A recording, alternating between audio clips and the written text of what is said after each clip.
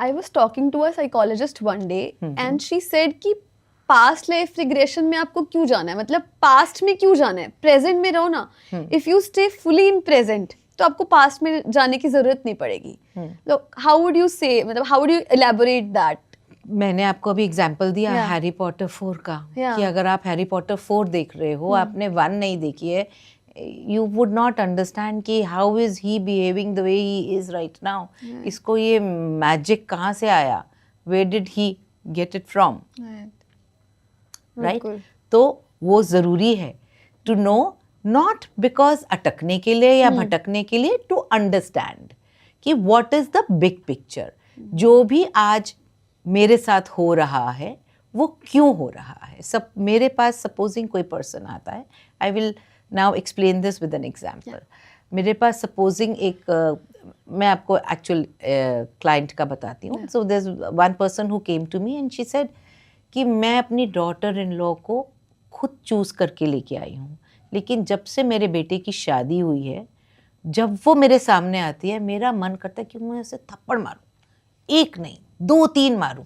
And that is so strong, that irritation is so strong कि मैं पागल होती जा रही हूँ. So I need relief from this thought.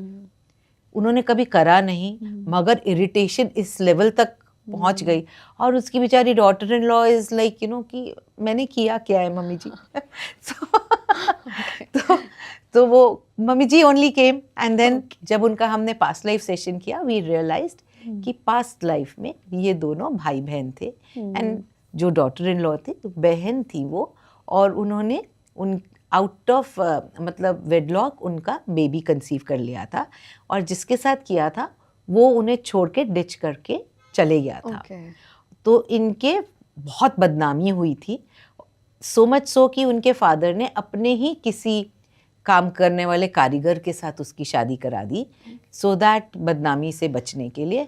और पूरी लाइफ टाइम उसने भी, उसकी बहन ने भी, और भाई ने भी, और बाकी लोगों ने भी ऐसे ही बिताई विद लॉट ऑफ शेम सारे समाज से जो मिली उनको.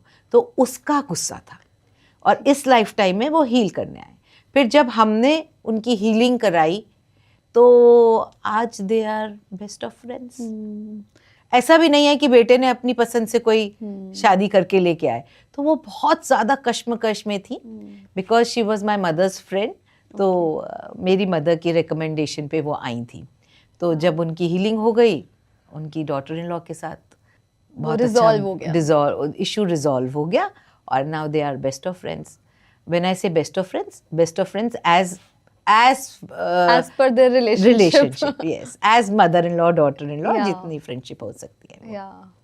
तो जैसे पिछले लाइफ टाइम में आपने बताया कि something happened with them, या जो स्टोरी आपने बताई, बट ये स्टार्ट कहाँ से होता है? मतलब कोई तो एक लाइफ टाइम होती होगी ना जिसमें जो कोई स्टार्ट करता है, तो उसका क्या रीजन होता है? रीजन एक ही होता है, ईगो.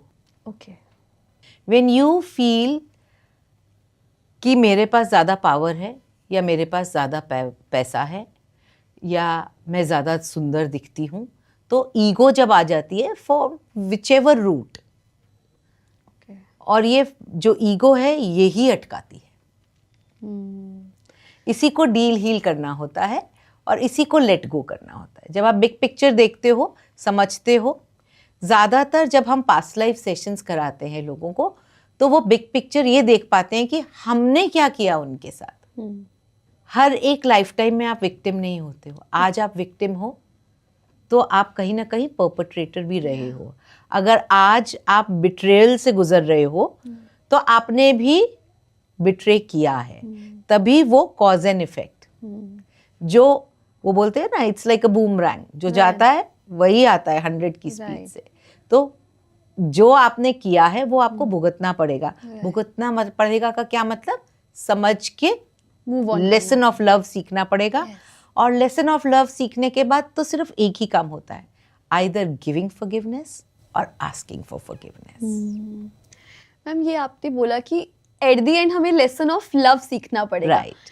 बट क्या लेसन ऑफ फाइट भी होता है? Lesson of standing up for yourself, lesson of speaking up? क्या ऐसे लेसन्स भी आते हैं बीच में? क्योंकि ये बड़ा मुश्किल है जानना कि यहाँ पे अब ये प्रॉब्लम आई, अब मैं इनको फॉरगिव करूँ विद कंपैशन, या अपने लिए कंपैशन सोच के I should stand up for my self here? क्योंकि यहाँ पे नहीं समझ आता कि हम ईगो से डील कर रहे हैं या... बहुत बार ऐसे होता है तमन्ना कि हम ऊपर से फॉरगिव कर देते हैं मगर दिल से नहीं करते। तो इसका मतलब है जब तक प्यार से आप भरे हुए नहीं होगे, दिल से फॉरगिव नहीं करोगे, जो अटकाव है दैट इज नॉट ओवर।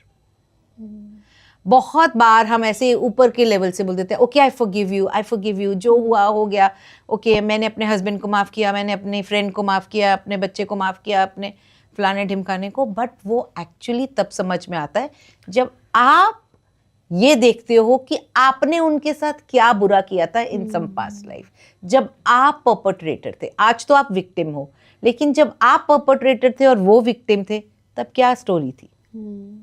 तो जब हम वो देख के आते हैं तब forgiveness becomes smooth and easy, तब दिल से आती है हाँ यार मैंने भी तो गलती करी थी, तो आज उन्होंने कर दी तो no big deal, I forgive you. Right.